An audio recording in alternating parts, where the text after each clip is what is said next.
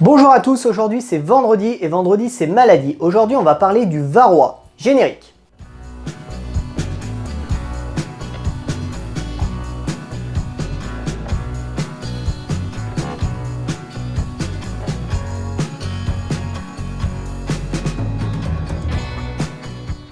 Alors, le varroa, je vais vous faire une série de vidéos sur le varroa, je vais vous en faire peut-être 4 ou 5. Donc dans cette vidéo-là, on va voir qu'est-ce que le varroa, on va un petit peu parler de son historique, voilà, voir à quoi il ressemble. Dans la deuxième vidéo, on parlera de comment dépister le varroa, comment savoir si vos ruches sont fortement atteintes, faiblement atteintes, est-ce qu'il faut faire des traitements d'urgence ou pas. La troisième vidéo, on fera une vidéo sur les traitements qui existent, les différents traitements qu'on peut appliquer pour lutter contre le varroa. Et après, je vous referai une vidéo, alors soit on parlera de manière approfondie des conséquences du varroa, si j'ai pas eu l'occasion d'en parler pendant les vidéos, ou alors je vous ferai une vidéo où je vous montre simplement comment on fait de manière concrète les tests. Donc je pense que dans ce cas-là, cette vidéo, je vous la ferai vers début juillet, au moment où je commence à compter les varrois, donc à la fin, une fois que j'ai plus de millets, etc.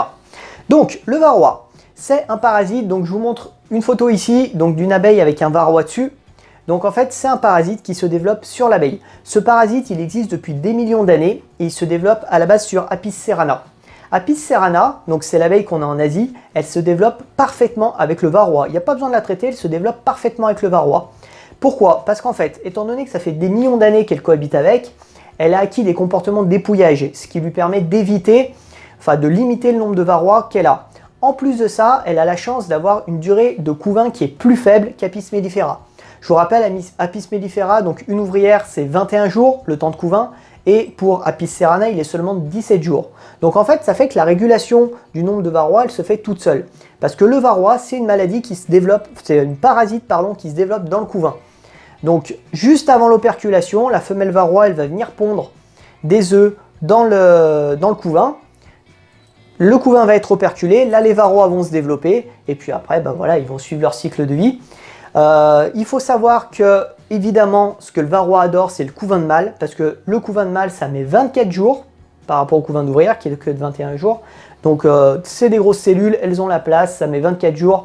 Donc, c'est pour ça, on en reparlera dans les moyens de lutte biomécanique contre le varroa, qu'on peut détruire le couvain de mâle, et ça lutte énormément, de manière très efficace contre le varroa. On peut réduire jusqu'à 50% l'infestation varroa comme ça. Mais on en reparlera on en reparlera dans les moyens de lutte biomécanique, ok ? Donc voilà, donc comme je vous le dis, Apis cerana, elle cohabite depuis des milliers d'années, voire des millions d'années avec le varroa, il n'y a pas de souci. L'inconvénient, c'est qu'il y a quelques années, le varroa est apparu sur Apis mellifera. Et Apis mellifera, étant donné qu'elle a pas ces comportements d'épouillage, qu'elle a un temps de couvain beaucoup plus long, et ben c'est un vrai fléau pour Apis mellifera. On a remarqué, c'est dans les années 40-50 qu'on a vu les premières apparitions du varroa sur Apis mellifera. Et on l'a vu en France dans les années 80. Donc le varroa est apparu en France en 1983 et depuis il fait des dégâts considérables. Il va créer une maladie aux abeilles, ce qu'on appelle la varrose.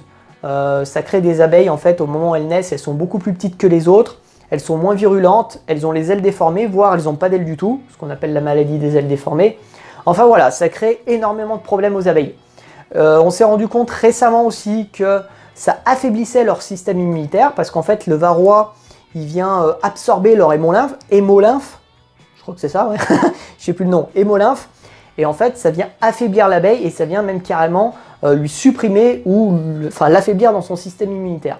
Et ça fait que des maladies opportunes comme la loque américaine, la loque européenne, etc. Se développent beaucoup plus facilement du coup sur cette abeille. D'accord ? Donc voilà ce qu'il en est du varroa. Semaine prochaine, je vous fais une vidéo sur tester vos ruches pour savoir si vous avez des varroas ou pas. Enfin, pour savoir votre infestation varroa, parce que vous en avez forcément. Une ruche sur varroa, ça n'existe pas. En tout cas, si ça existe, ça ne dure jamais dans le temps. Donc pour savoir si vous avez des varroas et s'il faut traiter d'urgence ou pas. En tous les cas, n'hésitez pas à mettre un pouce en l'air si la vidéo vous a plu, à mettre des commentaires si vous avez des questions, à vous abonner et à activer la cloche. À demain!